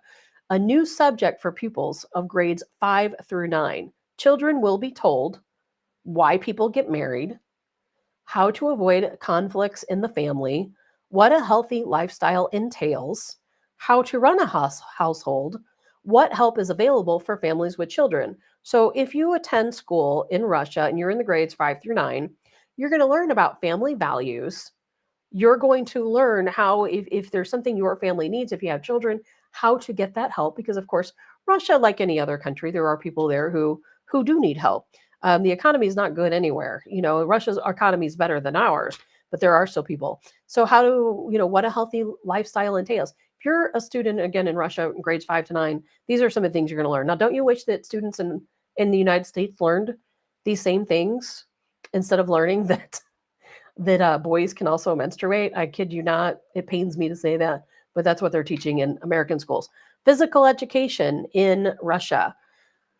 The program will have 15 new modules for sports. So now in Russian schools, they're going to start teaching boxing, biathlon, croquet, golf, roller sports, climbing, sports tourism, wushu, I don't even know what that is, cheerleading, tug of war, cyber sport, dancing, karate, weightlifting, and field hockey. These are all going to be sports that are going to be taught in Russian schools. They're going to be teaching the fundamentals of security and defense of the homeland.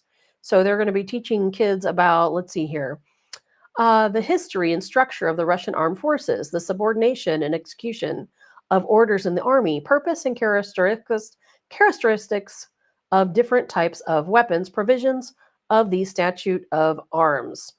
And let's see here, it's going to include safety skills as well as military theory and training. So in Russia, the kids aren't going to be taught to hate their country. They're not going to be taught liberal values. They're going to be taught how great their country is and how to protect their country. Also, in Russia, compulsory modules throughout just general classes, manufacturing and technology. They're going to teach us. These are, again, kids in public schools in Russia. This is a new referendum across the country of Russia. They're going to teach kids manufacturing technology, processing of materials and food, computer graphics and drawing. And then how we have elective classes here, these are the elective classes that is going to be in their new school program. Automated systems, animal husbandry. I think animal husbandry, is that maybe veterinarian, I'm assuming? Or maybe how to raise animals? I'm not exactly sure what animal husbandry is. Plant growing, robotics, 3D modeling, prototyping, layout, home ec, believe it or not. They're bringing back home ec in Russia. As of September 1st, home ec will be part of the curriculum in elementary and secondary schools. This is going to be for grades 1 through 4, 5 through 7, 8 through 9. Each of them are going to have different hours. Grades 5 through 7 are going to have 2 hours each week of home ec.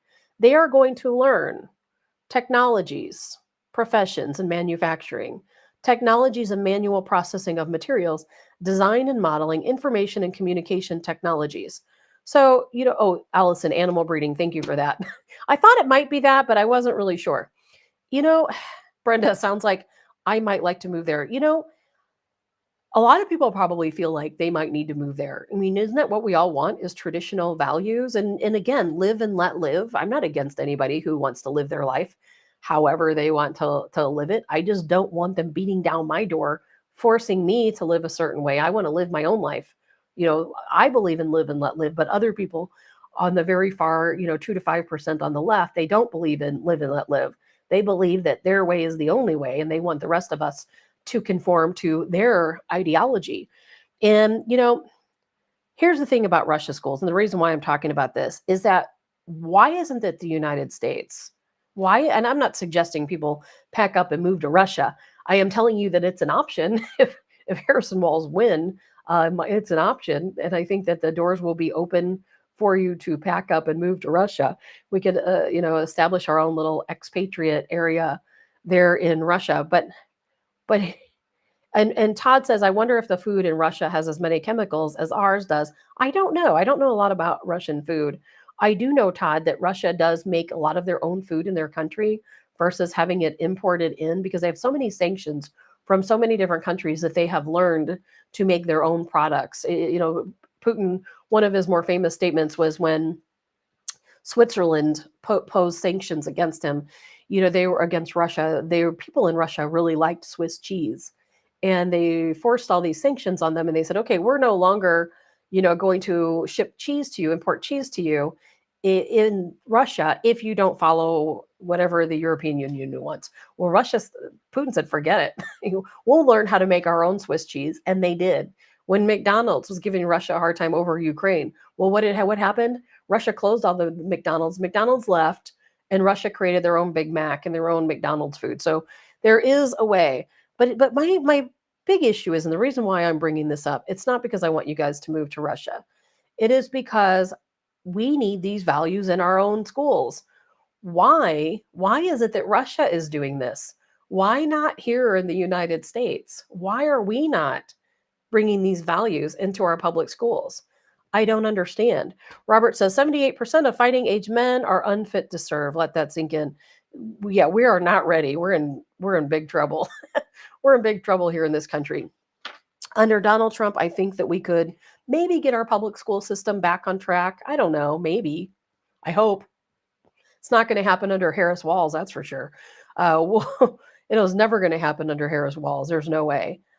As a matter of fact, I fear for our future. Not under Trump. I don't know. I've told you guys this before.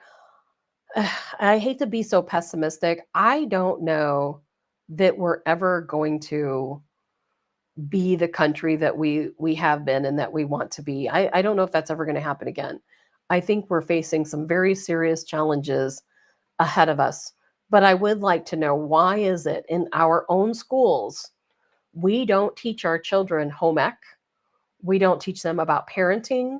We don't teach them about any type of traditional values.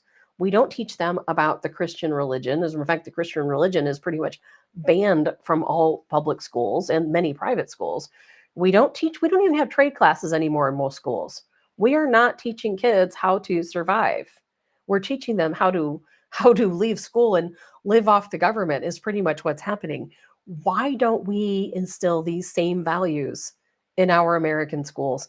And that's why I wanted to talk about it today. I'm not trying to get people to move to Russia, although we may all be considering it next year, right? When they start taking away our freedom of speech and our First and Second Amendments, maybe we will all think twice about that. I don't know that much about Russia or their economy, their cost of living. I know their economy is doing much better than ours is right now. I know there will be a time when Russia is certainly more powerful than the United States, if that hasn't already happened already because of BRICS. And we know that, again, Putin is trading oil for gold, and they're amassing wealth in Russia. I know their unemployment rates are very steady. There's a lot of good things going on there. And I'm not saying there's no bad, because I'm sure that there is. Dottie says, who needs to learn? It's a click away on Amazon. Isn't everything a click away on Amazon? Allison, they have vocational tech at our grandkids' school. And I'm glad to hear that, Allison, because most schools do not. Lori, every student should do 1 year of military after high school. Too extreme? I don't think that's too extreme at all. I think it would be great if men and women, or girls and boys, I should say, not just boys, went off and did some type of military training. I knew I had a friend one time that was from Amsterdam, and over there in the Netherlands, when you graduate high school, you go straight to do your military training. You know what? I think it's maybe 2 years. I can't recall, but they go and everybody does it. They all go to their military training and then they move on and go to college or carry on and get jobs or whatever it is they do. I think that's good structure for people to do. And I think we'd be a different country if we did have it. Abe says, my kids have family and consumer science class, which is in home economics. I love to hear that, Abe. I wish every school would go back to these teaching kids how to survive, balancing again your checkbook, teaching you how to fill out your tax forms, things that we actually need. How many of you have used calculus since high school? I haven't. There's so many things I learned in school that I would never use. And not only that, but think about where kids are these days. It's so different than what many of us were when we were in school. When I was in school, we had honors classes. Well, now it's racist to have honors classes. You can't have honors classes anymore in many schools. The grading curve has changed. Now the grading curve is based on the kids who have the lowest test scores.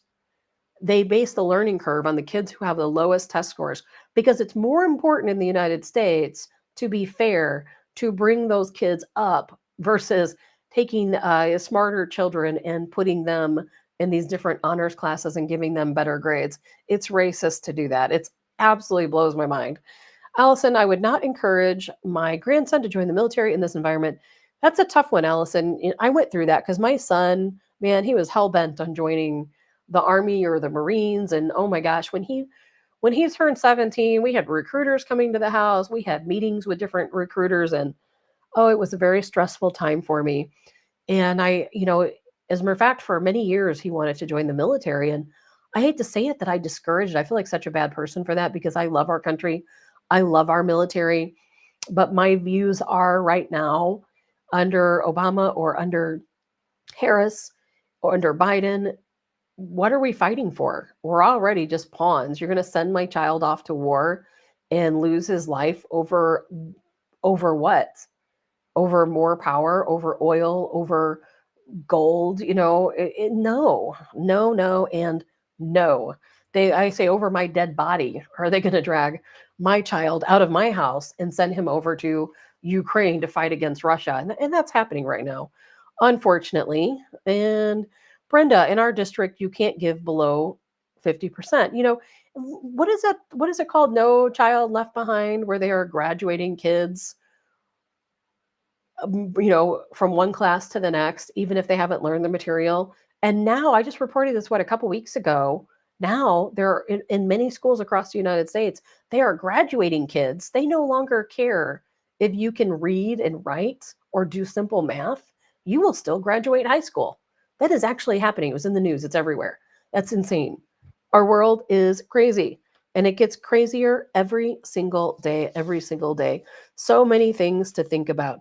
I want to read this to you because I came across this online. The Red Cross.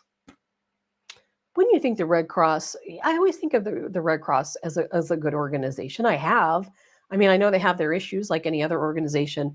Do you know that they are firing volunteer workers for the Red Cross? Okay, this is the Red Cross, always begging people for their much needed blood, and they heavily rely on volunteers. They are firing, if I can talk right, they are firing volunteers at the Red Cross because of their social media posts, of their conservatism. This is insane. This is a letter. There's a guy named Zach Shearer, who I do not know, who posted this on social media. He's a volunteer for the Red Cross. Listen to this. This is the letter the Red Cross wrote to him. If I can make it bigger and read it. Dear Mr. Shearer, I am writing to inform you that your volunteer status with the American Red Cross has been revoked due to concerns with your social media platforms that do not adhere to our policies. Your supervisor, Leslie XXX, has attempted to contact you multiple times since July 26th with no success or return call. And that leaves us with no other choice but to end your volunteer service with our organization. I would request that any reference to your affiliation with the American Red Cross be removed from your social media platforms and to not represent yourself as an active volunteer with the organization going forward. We thank you for your past support and our organization, and we wish you well in the best of your future endeavors. Okay, have a good day, Karen, who is leaving us for the morning, and that's the Red Cross. Now, again, I can't confirm this came from the Red Cross. You'll have to talk to Zach Shearer about that, but Zach Shearer claims that he received this letter from the Red Cross. He's a volunteer. The Red Cross told him, hey, take a hike. We don't need your services anymore. In fact, go into your social media page and remove any affiliation with us because we don't like your conservative posts. Kim says, I am not surprised. The Red Cross and Salvation Army have become a joke. More money goes out to their leadership than the community. Isn't that terrifying? That is so scary to me. But that's what we're facing. At the beginning of the show, we talked about censorship and how they're going to shut us down and not let us talk. And we know that they're trying to weed out the military and the police and the school boards. The school boards are going after teachers for their conservative posts. And it's to the point where, I come on here sometimes in the morning like I did today and said, hey, if you like the show, share the show. There are people who message me and they say, well, I would love to share the show, but if I do, I'll probably lose my job, or these people I work with will no longer talk to me. And it's really a shame that it has to get to that, because I have friends that are liberal, some of them are extremely liberal, and there are some whose values I don't agree with at all, but I still consider them friends. They're still good people. They're not criminals. They treat me nice. They live a good, productive, decent life. They're not, bad people. We just don't agree on the same values, and that's okay. It's okay to not share the same values. That's how I feel. If you tell me that you're an atheist, that you are one of those 2%ers on the very far left, fringe left, blah, blah, blah, I'm going to say, okay, that's your choice. You do whatever you want to do, be whoever you want to be. I'm going to judge you based on how you interact with me, how our relationship goes. If you treat me well and with respect, I'm going to treat you well and with respect, but it doesn't work the opposite way, does it? Those people, so many of them, not all of them, but so many of them, they hate us with to such a degree that they don't even want us here. If I could go back, I'm not going to do this today. I have so many articles where Democrats want to cleanse us. They usually literally use that word cleanse. They want to put us in jail. They want to put us in prison. They want us dead, literally unalived. And it's crazy to me, the violence that is on the far left. It really is. They, I have family members who will talk to me about friends of theirs, where if their friend knew that they supported Trump or their friend knew they supported conservative values, they would never speak to them again. It is absolutely crazy. And I'm sure there's probably conservatives who are that way to Democrats as well, but I sure don't know any if there are. Jay, they want tolerance toward their views, but have zero tolerance for yours. That is the name of the game, isn't it, Jay? That's exactly it. Totally 100% intolerant, completely intolerant. And before we go, I want to show this photo to you because somebody gave me a really hard time about this on Facebook. And if you go back and look at my Facebook page, I explained to them that it was a very rude comment that they made to me because for whatever reason, people don't want to believe this is true. Oh, of course, right when I want to talk about it, I can't show it. Why does it do that sometimes? There must be a reason why. For whatever reason, sometimes when I'm trying to show a photo, it won't come up. So I apologize for that. So you know what? We're just going to say that for tomorrow. You've all watched Guardians of the Galaxy and you've all seen Dave Bautista. And I have a photo of him and I hate it because I really want to show you the photo. And I don't know why sometimes my photos come up, other times they don't. I don't know. But either way, you can go to my personal Facebook page and check it out. But he lost, oh gosh, you know him from Guardians of the Galaxy. He lost, I think it was 60 pounds in muscle weight, not fat, because he didn't have any fat on his body before, but in muscle. I don't even know how you go around, go about losing that much muscle mass. But so Dave Bautista, he posted this photo. You saw it, Linda.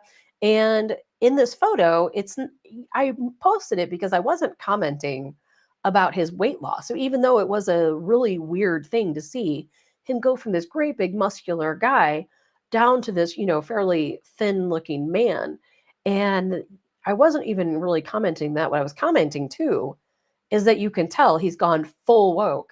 You know how you see people sometimes and they have those black rim glasses on, and then that they're gone. They've gone to the other side. But he was wearing a suit with a tank top, like I would wear. Sometimes if I wear a suit jacket, I'll wear a tank top under it. And he's wearing a tank top, and he's got beads of pearls on. I wish I could show you the photo. You'll just have to go to my Facebook and see it, or maybe I can show it to you tomorrow. And I'm like, okay, this guy has gone full woke on us. Maybe he was always that way. I don't know. But he is dressing like so many other people do, dressing like a woman. I'm not saying he's gay. I'm not saying he's trans or any of those other things. And if he is, I personally don't care. Good for him. You do you, I'll do me. But I was just commenting on the surprise and the transformation. And so many people commented, oh, that's not him. That can't be him. It is definitely him. It is definitely him. He has lost the muscle weight. He has made some type of transition, and he now dresses like a woman. So I'm sorry if that offends anyone, but it's true. And Abe says, yes, very feminine look for sure. It's like, what in the world? Cruz is weird, almost like he stopped using something that helps you get big. What could that be? Yes. I don't know what the answer is. I don't know. But something happened. And Joe Fry, the guitar guy says, I thought I'd heard the Salvation Army was one of the only ones that were trustworthy. Joe, I don't know. I think that what you have to do is go back and how much money does the CEO make? That's how I judge who is trustworthy. If you are an organization that gives money to catastrophes or people who are in need, then your CEO shouldn't be making $5 million a year, because that $5 million a year can help an awful lot of people. And that goes to tell me that you really care more about your bottom line than you care about your organization. So I don't know. Changing stories. We'll talk about Bautista tomorrow since I couldn't show the picture to you.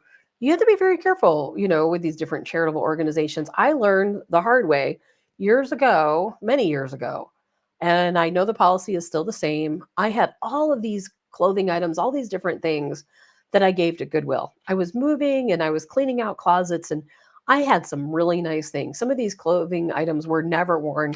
They still had the tags. Some of them were very nice leather jackets and coats and just some very expensive stuff that I was getting rid of. And I took it to Goodwill and I went around back, like you do, you drop it off. and dropped it off, all clean. I mean, this was stuff that came out of my closet. It wasn't like hiding somewhere. And then I went back home, realized that I forgot a few items. And I went back to Goodwill and I pulled around back to drop it off. Well, guess what? Everything I had just dropped off was in the trash. They put it all in the dumpster, along with a whole bunch of other stuff other people dropped off. And I asked them, said, why is it that I just dropped all of this stuff off? This is some really nice things. I felt like getting in the dumpster and taking it back out, quite honestly. And the guy told me, he goes, well, we can't take items that need to be ironed. I'm like, what are you talking about? This stuff just came out of my closet. He's like, well, they have wrinkles and this and that. We don't have any way to iron things, which I get. But do you think people who are in need really care about if this item is ironed, if it has a couple wrinkles?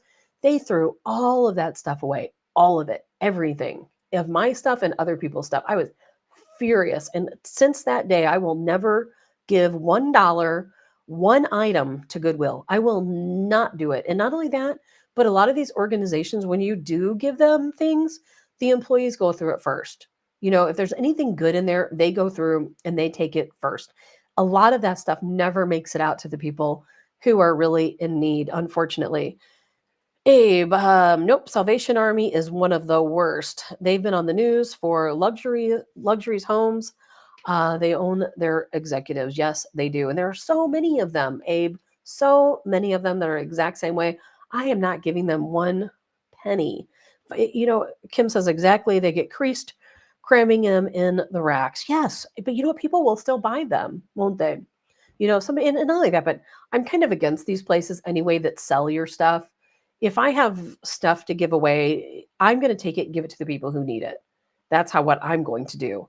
There have been times when I lived downtown St. Louis, I knew where all the homeless people stayed. And if I thought there were really things that people needed, I would actually take it down to where the homeless people live and I would give it to them directly and say, here, take this, distribute it amongst, yourselves. I'm not giving it to these people to sell so they can make a profit and pay some CEO $5 million. There's no way. No way whatsoever. And now you go through a drive-through or you go to certain stores and they say, oh, do you want to round up?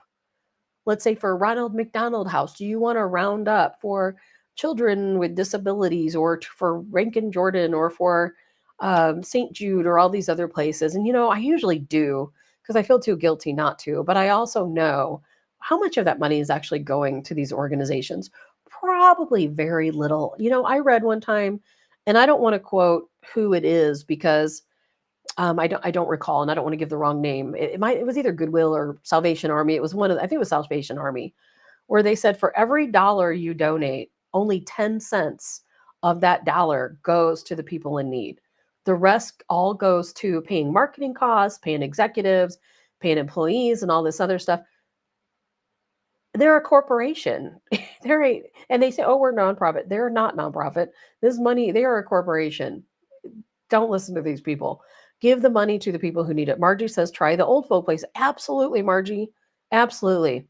There are so many people, and I will tell you firsthand, when my grandmother was in a nursing home, she was in a couple different times in a nursing home, and we would spend a lot of time there. And there were a lot of people in the nursing homes who didn't have anything. My grandma was lucky because we came in, we brought her a little refrigerator and a little TV for her room. And she had some, nice clothes and some other things that made her feel at home. Well, there are so many people in the nursing homes that do not have family or family that can't afford that. And if you have extra televisions, if you have, brushes or combs or mirrors or, makeup or clothing or really anything you think a person would need to feel more at home, please go and donate them to a nursing home. Because, now, of course, there's some really nice nursing homes and those people have everything. But there are some nursing homes back many years ago when I worked in healthcare recruiting. I would hire nurses and administrators, to work at these different nursing homes. And some of these nursing homes, man, they're bad. And I'm not saying they treat the people bad, but these people have nothing. And, it really brightens up somebody's day to have their own little television or, their own little refrigerator. So if you have anything to give, please, just like Margie said, take it to the nursing homes because those people get it. You brighten their day a little bit. And, things are not easy there, and it's very helpful for them to have their own television in their own room, their own little refrigerator, and their snacks. A lot of these people at nursing homes, they don't always want the food that comes in the cafeteria. So, I've heard of people taking baked goods. These days it has to be store-bought baked goods, but take some little snacks. I wish we could really get a little group together to help out at the nursing homes. That's something I've always thought about and wanted to do. Joe Fry, the guitar guy, says Goodwill was making people wear masks during COVID. If you didn't have a mask, they tried to sell you an old lady headscarf for $2. I told them to stick it where the sun doesn't shine. I would too, Joe Fry. I would do the exact same thing. So, guys, that's about it for today. We'll have lots more to talk about tomorrow. If you want to reach out to me, you can do that at 314-546-2677. You can call, you can text, send me your information. I would be happy to have you on the show. Peggy says, contact the nursing home before you bring items. Absolutely. Contact the nursing home. Make sure that they accept the items. Make sure that they have people they can give them to. And what I didn't even mention, volunteer. A lot of nursing homes accept volunteers, as do hospitals. Believe it or not, you can volunteer at a hospital because there's a lot of patients who don't have family members, and the nurses don't have time to spend a lot of time with people who are in the hospital. And so it's really good, and it really picks up. I've actually heard nurses say, to me personally, have told me that they've seen people recover from illnesses simply because a stranger came into their room and spent some time with them. People who were in very dire circumstances. That's how much personal interaction can make a difference, is volunteer for a hospital, volunteer at a nursing home. Most of them take them. And Joe says, did everyone like the button? I'm not sure what button you mean, Joe. So anyway, if you like the show, share the show, because again, we're going through phase 2, trying to gain followers, gain listeners, and so on.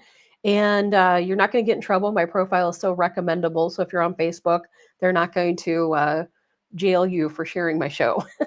I probably tread a fine line, but so far so good. So thank you all for coming in and joining me. If you didn't see the earlier part of the show, we talked about Russia and what's going on over at Russia with schools and how they're allowing people to come in now to Russia with a 30-day visa just by saying that you're trying to escape your woke country. Something to think about. Tren de Aragua, again, they are the terrorists. They're here. Don't think they're coming. They're already here. Forget your ideals of what terrorism looks like and retrain yourself to realize it's already happening. Those are some of the things we talk about. Go back. Oh, the like button. That's right. Yes. You know what? If you like the show, again, share the show, but also like the show, follow the show. You can do that on X. You can do it on my personal Facebook page. You can do it on Telegram. You can do it on YouTube, where Joe Fry is coming in through YouTube. And I hope all of you have a fantastic day. Don't forget, Colonel Joe Adams will be joining us on Wednesday. If you didn't see the earlier part of the show, after the show ends, you can go back and replay it. Hope you guys have a good day. I'm Tabitha with Tabs on Tap.